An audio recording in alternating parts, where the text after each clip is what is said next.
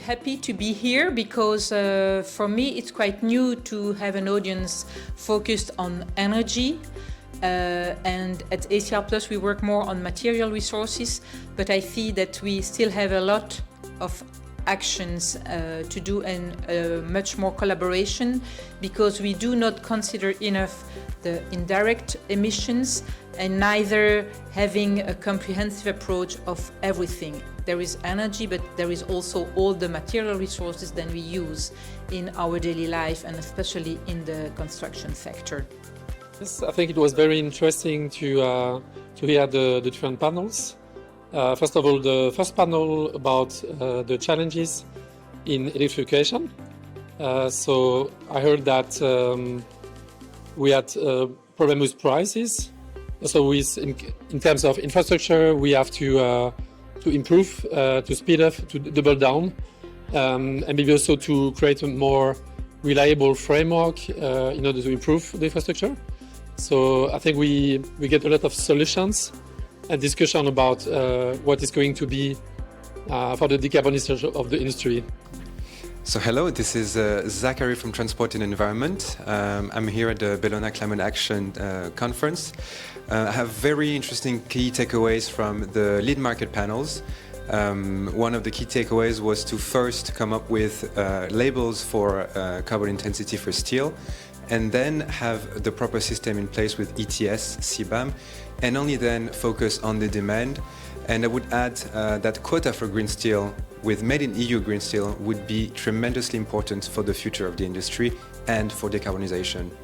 Well, it was a very interesting panel. Thank you for organizing. I heard a lot of agreements and disagreements on different ways to integrate removals in the climate policy for 2030 and 2040. So as we now are thinking about these policy options, this is a very important debate, and I have a lot to think about now. Very happy to be today here at this excellent conference, so thank you so much for organizing it. I was very pleased by the conversation around carbon removal and the importance of carbon removal within the EU's climate plans. It was really insightful, and I would say that the focus on the need for separate targets was a key takeaway for me. So just making sure that, of course, for 2040 we have a strong 90% domestic target, but within that, ideally there would be a separation for emission reductions on the one hand, but then also permanent and temporary carbon removal.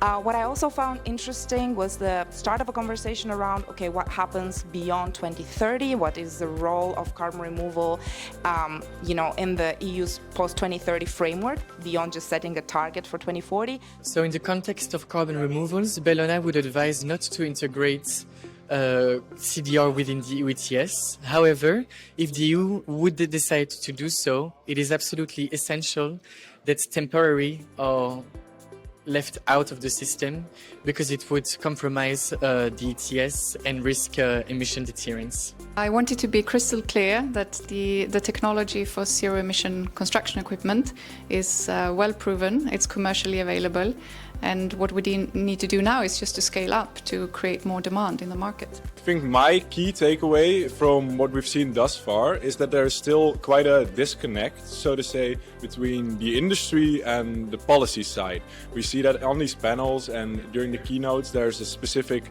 importance put on legislation, and then that the industry gives input on why it wouldn't work or the problems that they have. And I think it's very interesting that these disconnects arise here, because ideally there would be other channels for them to communicate on that. Yeah, so based on this, we really see the importance of actually unifying these sectors and actually getting them to talk to each other and communicate and actually build resilient climate futures for the generations to come.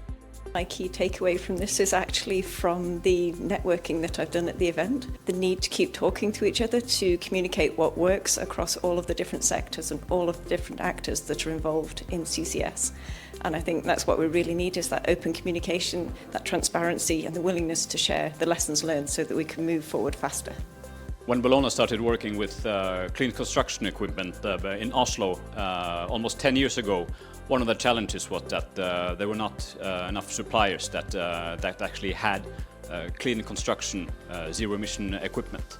But we got together with the city of Oslo and with the suppliers to discuss what is possible to do. And we found some machines that were available on the market, others that were in development, and I therefore think it's very encouraging today to hear from a clean construction machinery provider that now they have heavy excavators, haulers, and another type of machinery that is available, but the market is unfortunately not there. And I think they are absolutely right when they say that politicians and authorities need to mandate and to demand that that the construction project now start using this machinery that is available.